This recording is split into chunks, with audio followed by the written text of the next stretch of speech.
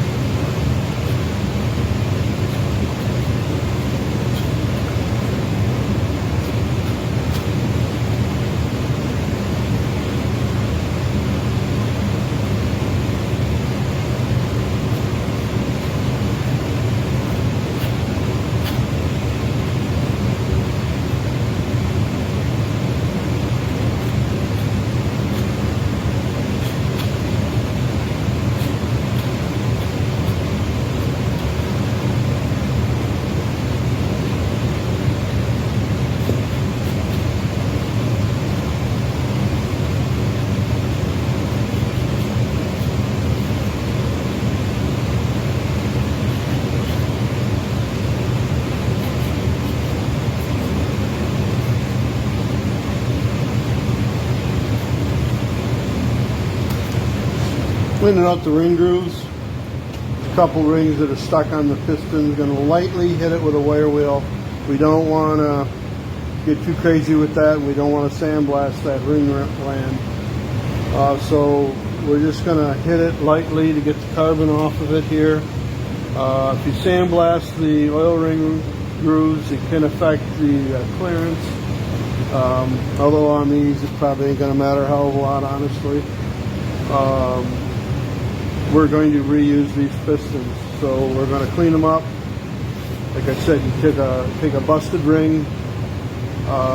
Make sure you use the gapped side of the ring, not the jagged side, and clean out the grooves. So we're going to hit these lightly with a wire wheel. See if we can get the rest of the ring to work its way out. You can lightly tap on them. Sometimes that helps loosen them. You also can use heat, boil the pistons if you want, but they'll come out. That's not too big of a deal. They seem like they're fairly loose. If you tap it lightly and you feel it spring back, they're not stuck too bad. If you tap them and they don't move, you're going to have a lot of problems probably getting the rings out without destroying the ring groove or the ring land. This one here is pretty much loose, as you can see.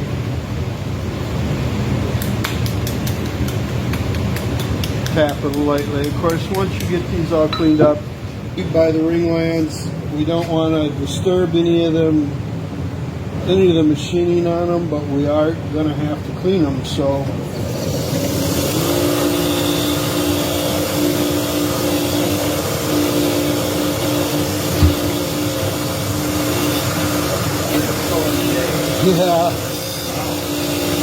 yeah, to get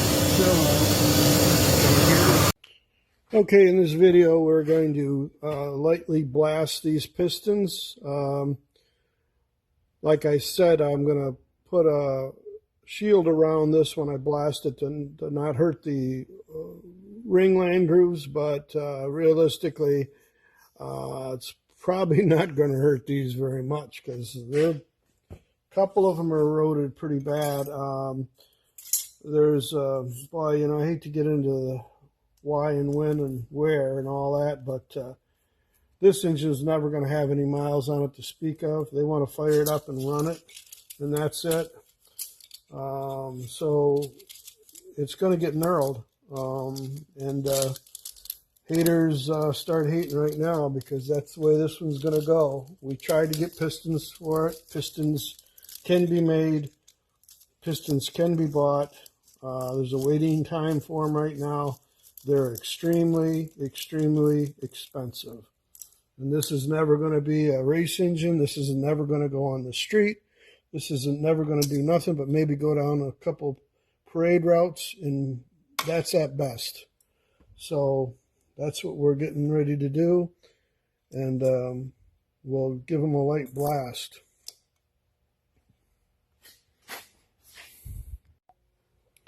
Okay, so we got the pistons blasted, and they're pretty clean. You know, over 60 some years of oil. I had them in a detergent, and it didn't take it all off. I like to lightly blast the skirts, and the reason why I like to do that is because, let's see if you can see it or not. There's a little speck right there. Right there.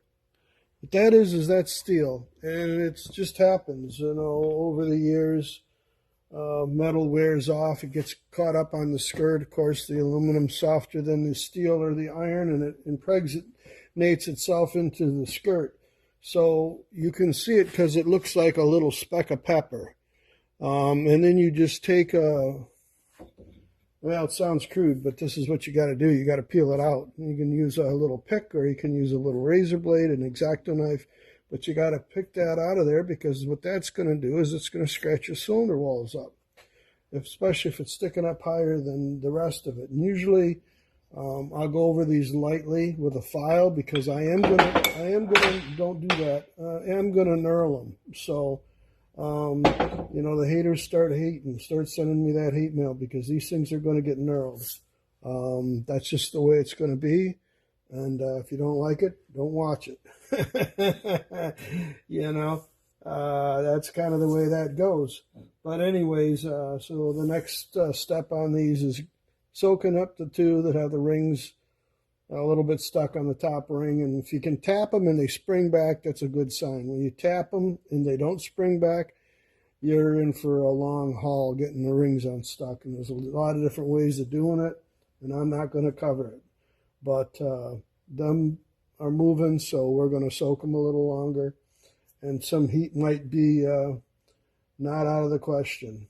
So that's all I got for you today. Thanks for watching, and we'll probably have a few more videos on the 565. I'm pretty much buttoning that up. And we'll be getting on to the 383 and the 331 and the 400 stroked out Pontiac, and there's a lot of other stuff going on. So thanks for watching.